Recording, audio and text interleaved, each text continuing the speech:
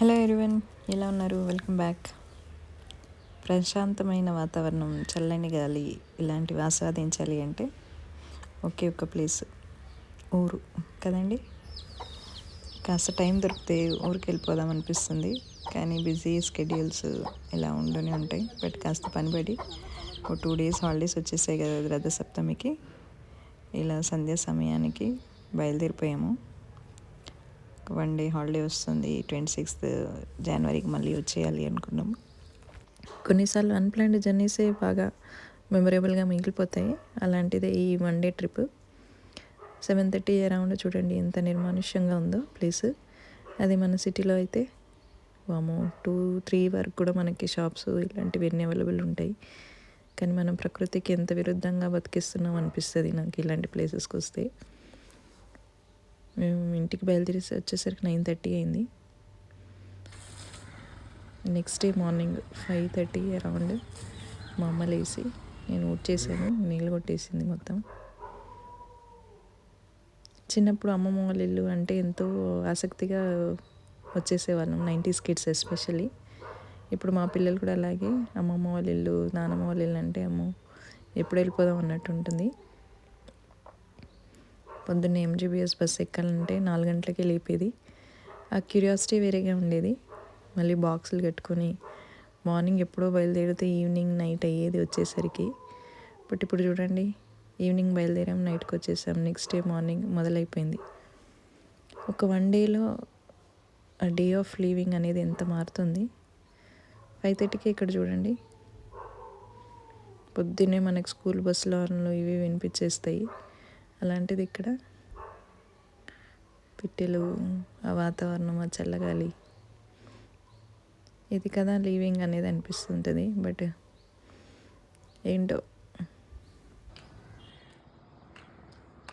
వాడు లేసేసి వచ్చింది. Good morning. బాగుంది అమ్మమ్మ వాళ్ళ ఊరు. ఎంజాయ్ చేస్తావు కదా అమ్మమ్మ వాళ్ళ ఊరికి వస్తే.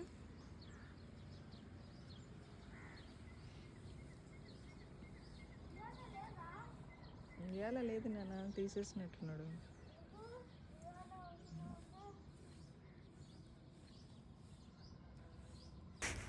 ఏదేమైనా ఊర్లో మాత్రం ఒక ఇల్లు ఉండాలి కదండి. అది చిన్నదైనా పెద్దదైనా ఒక ఆనందం. ఎంత తిరిగినా ఇంటికి వచ్చి హాయిగా ఉంటుంది అన్నట్టు ఉంటుంది ఊరికి వస్తే. మా నాన్న ఎంతో ఇష్టంగా కట్టుకునే ఇల్లు ఇది. రిటైర్ అయిన తర్వాత ఆయనకు అక్కడిక్కడికి వెళ్ళడానికి బైక్ కూడా ఉంది, కానీ ఇద్దరే ఉంటారు. అది కొంచెం బాధ అనిపిస్తుంది, but they are happy. Early morning మన సిటీలో అయితే అసలు మనకు 6-7 అయినా సూర్యుడు కనిపించదు. బట్ ఇక్కడ చూడండి 5 ఇంకా 6 కూడా కాలేదు. సో ఉదయించే సూర్యుడిని వీక్షించవచ్చు.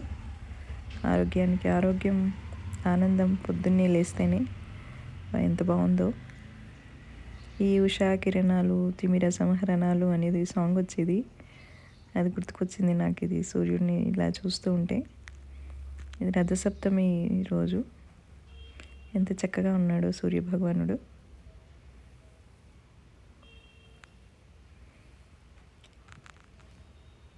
ఇలా మా వారు మేమందరం సూర్యునికి కాస్త రథసప్తమి పూజ చేసుకొని దండం పెట్టుకున్నాము. ఈసారి అమ్మ వాళ్ళ ఇంట్లో చేసుకున్నాము.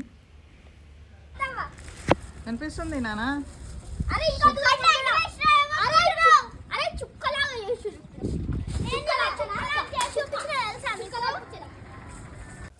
మా పిల్లలు అయితే ఫుల్ ఎంజాయ్ చేస్తున్నారు. ఇంకా నేను మా వారు మళ్ళీ మా అత్తగారి ఇల్లు దగ్గరే, 40 minutes డిస్టెన్స్. సో అక్కడికి వెళ్ళి మా ఇంటి దేవతను దర్శించుకోవచ్చు అని బయలుదేరాము. ఇక్కడ చూడండి, స్వచ్ఛమైన వాటర్, స్వచ్ఛమైన గాలి. అదే సిటీలో ఉంటే ప్లాస్టిక్ ఇది అది అని ఎంత చెత్త చెదనం చేసేవాళ్ళం అని మేము మాట్లాడుకుంటున్నాము. ఫైనల్గా మా అత్తగారి ఇంటికి వచ్చేసాము.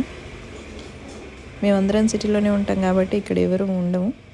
బట్ ఇంటి దేవతని కొంత దర్శించుకొని వెళ్తే బాగుంటుంది, ఇంత దూరం వచ్చాం కదా అనేసి వచ్చేసాము. ఎంత మోడర్నైజేషన్ అయినా ఏదైనా ఊరికి వస్తే అది పాత రోజులు అయితే గుర్తుకొస్తూ ఉంటాయి. అదిగోండి కనిపించేదే మా ఇల్లు. లాక్ వేసి ఉంది, వెళ్ళలేదు. చూడండి ఇక్కడ ఈ జనరేషను ఇలా లాస్ట్ కనుమరుగైపోతుందేమో రాను రాను అనిపిస్తుంది.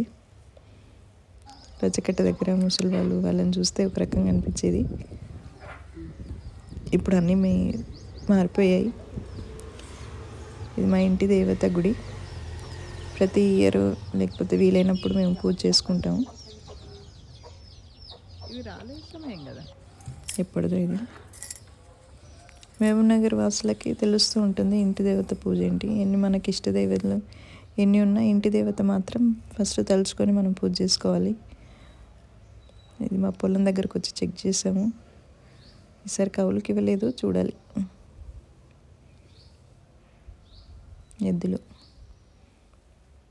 ఒకప్పుడు ఎక్కువ కనిపించేవి, ఇప్పుడు ట్రాక్టర్స్ మిషనరీ అయ్యాక అక్కడక్కడ కనిపిస్తున్నాయి ఎద్దుల బండి, గడ్డి మాము అలా. ఇదిగోండి మా అమ్మమ్మ వాళ్ళ ఇంటికి వచ్చేసాము.